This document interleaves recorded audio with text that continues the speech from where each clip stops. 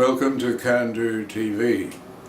Last week we put out a story saying that the biggest news story of the week had been played down by the media, and that was that for 100 days there'd been no boats arriving, that there were no illegal immigrants brought onto Australian territory, whereas in the same period last year there were over 66 boats and almost 4,000 illegal immigrants on Australian territory. Well, we put that out, and quite often we receive funny responses, but we really got a strange one this time. It said to us, it was an email to us, it said, "That news was in the Sunday papers, you dumb," and then there was the F word, which I won't repeat on television.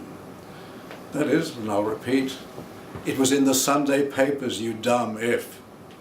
Well, we're used to that sort of thing, but extraordinarily, this one came from a leading newspaper person, because we must have touched a raw nerve. This came from Philip Coorey. He's the chief political correspondent of the Australian Financial Review. He's a regular panellist on the ABC's Insiders program. He didn't give a comment saying, "Oh, you made a mistake here, this is wrong, ... He said that it was in the Sunday papers, you dumb F. Well, I looked at the Sunday papers. We didn't say it wasn't in the Sunday papers. I couldn't find it in the Fairfax paper, but it was on their site. And it was also in the Sunday Telegraph in a tiny quarter of about page 17.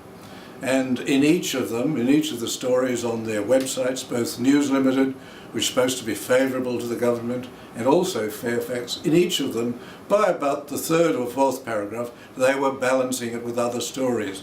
For example, the Fairfax one, I think it was the Fairfax one, said that Julian Burnside said that there were other things you had to take into account. And one of the other papers said, "Oh, but there has been serious problems on Manus Island," which of course had nothing to do with the number of people delivered to Australian territory. So I think we've really touched a raw nerve. Why have we touched a raw nerve?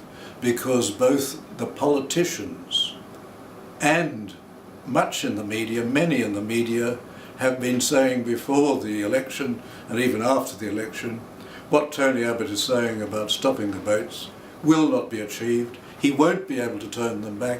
That's impossible. Even if he tries, there'll be hostilities with Indonesia.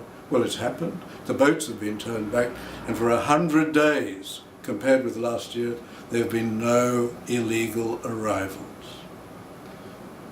Until next time, this is David Flint for Can Do.